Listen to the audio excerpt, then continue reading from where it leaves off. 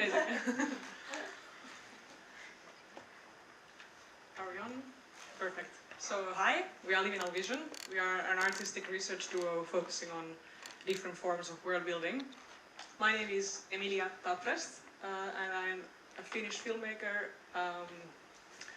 with a background in industrial design, and in particular different forms of tangible and ambient interfaces. So I already introduced myself, so we can move to Victor. Yes, I am Victor Evink, a Colombian-born and Dutch-based historian of science and artistic researcher also, and my focus is on the circulation of knowledge and of cultural practices, especially in the area of music subcultures and also include elements of dance and fashion.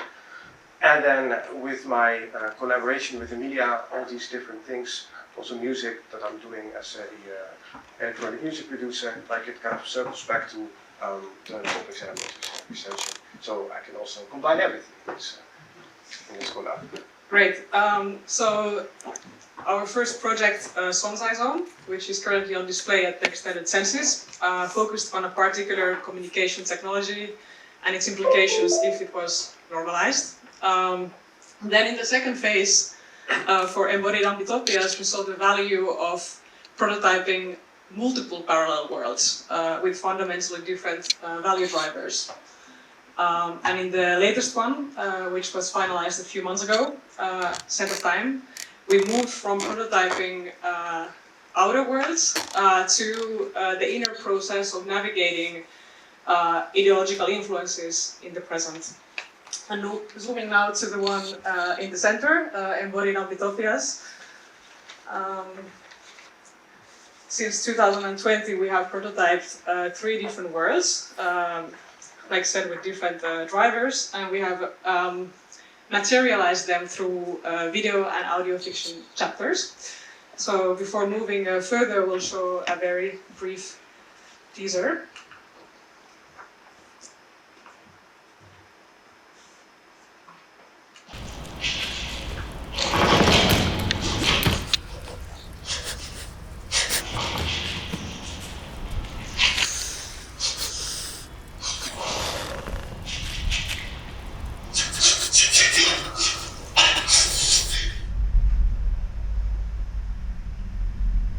We are a group. In the same sense that a flock of birds is a group. How do you know we're a group? Because we're traveling in the same direction. At any given moment, more birds could join, leave, peel off into another direction entirely.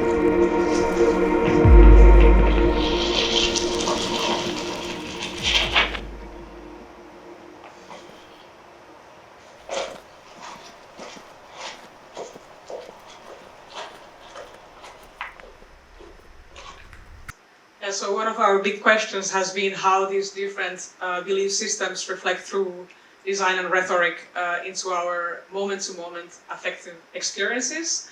And now Victor will super briefly introduce each of these worlds. Yeah, I think it's also good to mention that the worlds are ambidopian, so it's not so much about like what we want or do not want, but rather to contrast different types of societies that kind of could grow out of specific trends and visions and ideas, and what kind of society they could lead to. And this is an example of my concepting process. Like I make these mood boards to kind of set an atmosphere, and this is for the work called Dragonfly, which is Dolphin Waves. Yeah, sorry, Dolphin Waves. Yes, a fully automated city campus that is focused on play, and through play, AI can learn spatial temporal creativity, and that allows for a fully post-work type of way of life. And then going on to the next one, which is a world in which artificial intelligence is kind of representing nature in the political arena, kind of making sure that the destruction of the planet by humans and also humans among each other is kept under control. And then the third one is the one that we will focus on now, which is called Project Gecko. And like Elaine said yesterday, that finally and luckily, body technology is kind of coming to the front, to the mainstream. But in Project Gecko, it is like the foundation of everything, of what it means to live in that society, and we will get to that. But before that, like, I want to focus on the notion of protocols, which is central to this idea. And protocols are like a concept in anthropology and cultural studies in general that deal with kind of customs and rituals that humans perform in order to like enable larger forms of organizations and for like organizing and exchange. In a more metaphorical sense, protocols are used in IT, like in communication technology, and also in distributed ledger technology, to which blockchain belongs, where like a set of rules according to which the system operates enables like the sort of functioning and integration and scaling of the system. And one of the things, for example, of like such a protocol is a cryptographic handshake that sort of certifies a transmission of data. And then getting back to the handshake, like these sort of protocols, like sort of secret handshakes of sports teams, like they're very embodied, like they become part of the muscle memory. And an interesting, funny example of how ingrained those are is when in the pandemic, the Dutch government made an attempt to kind of update the greeting protocol from giving a hand to performing the elbow bump, and then right after that speech, he actually stuck out his hand to shake hands with the Minister of Health, because he forgot, like his body did not register yet, like the update. And the strength of like the engrainment of these sort of performed rituals, bodily performed rituals, was the core of the idea of Project Gecko, where we move into the hyper-embodiment. I learned that word yesterday, so I will use it from now on, where the bodily performed ways of interaction, and then like reflecting the sort of liquid democratic principles upon which the world is founded, and also the economic system that is based on collective ownership of the commons, is founded in, like, is embedded into the technological infrastructure, like the digital layer that makes use of embodied interactions that forms the foundation of the way how this society operates.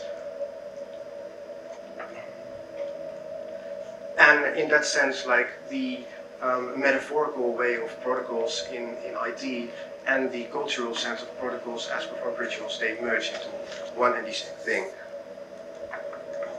Right.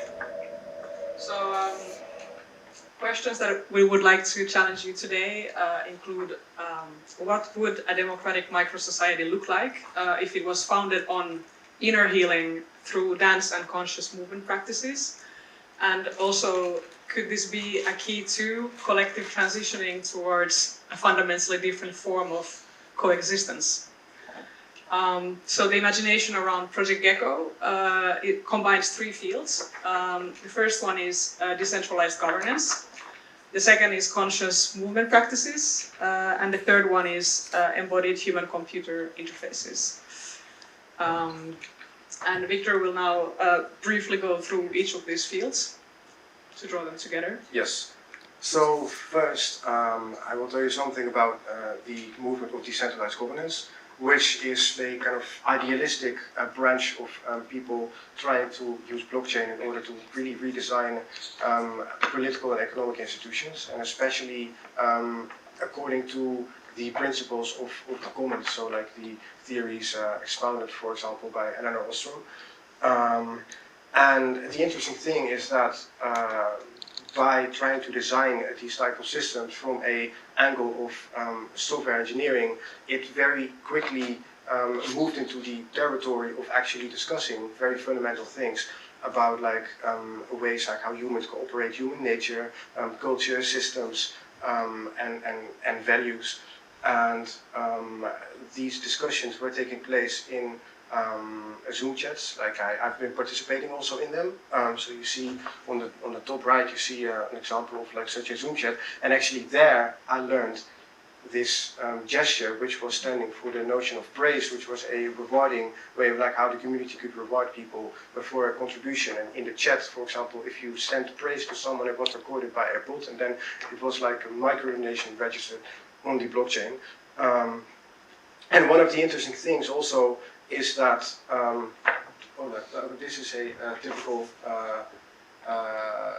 like user interface of a DAO where you can make a proposal and then people can vote on it in order to kind of collectively decide how to spend funds. But one of the interesting things was the challenge of, especially in the blockchain sphere, like to the people coming into these spaces with different motives and who are not aligned in what their intentions are with the kind of core group that started it. And that was like a challenge to overcome.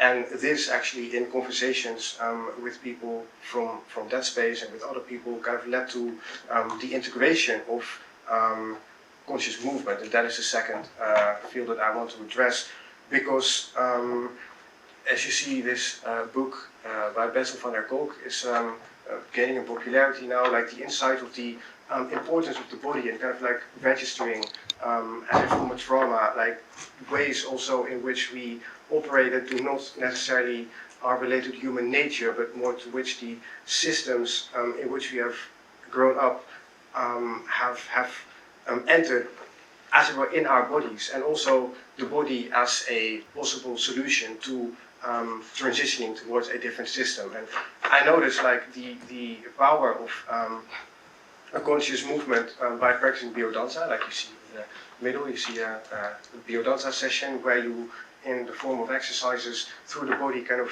travel through as a sort of therapeutic way through specific aspects of life that have to do with fear, grief, connection, expression, anger. And then when it comes to like how we constructed Project Gecko, like we worked together with this group called Amenti, the Amenti Collective, which is a kind of more contemporary dance group that from like inspired by kind of urban and subcultural dances, but also martial arts and spiritual practices. Like they have developed a very contemporary form of like therapeutic and spiritual conscious healing practice that they give in workshop, but also in the form of theater. And we work together with them on Project Gecko and embodied human-computer interaction. As we, like can already imagine, like this is the kind of bridge of the puzzle, that the normalization of tools that can capture movements of the body in the form of dance and like sort of hand gestures would enable like interactions, digital interactions, to be particularly based on dance, and like through this also embed the properties of these conscious movement practices into the center of how this kind of society operates. And one of the things that we especially focus on is the notion of a embodied passcode. And like there in the top right, you can see sort of a hand gesture that unlocks the like certification of digital interaction. So these things already exist, and especially maybe, like Galen is not in the room, but Suzanne Kozel from the University of Malmö already did like a successful experiment with a embodied like passcode, which is actually very cryptographically tamper-proof because of the very personal ways in which we move. So with like today's technology, these things actually are already possible. Yeah. And maybe to add also the possibility to perform passwords alone, but also as a duo or as a group, which means that to unlock something or to make a bigger decision in society, you might have to perform them together. So then maybe some people know the reference to OA, but we can skip it anyway. Yes. So now we're gonna skip entirely a glimpse of the fiction piece, and we'll see it later. And then we can just summarize that one of our goals with our world building practice is to contribute in making different possibilities conceptually imaginable, which we hope could lead to other forms of collaborations that materialize them further. So, yeah. Rococo, are you interested? Indeed. And if you're interested to Yeah. see more actual references and citations, there's a abstract paper that Victor wrote behind this. That we wrote together Yeah. Okay. as Liminal Vision. Great. Yes, indeed, but you mainly wrote it. And then also our website with more links to the actual fields. Yeah. Great. And then Victor wanted to leave this meme on Project Gecko in the back while we transition to the next. And it's Yes. great. Thank you.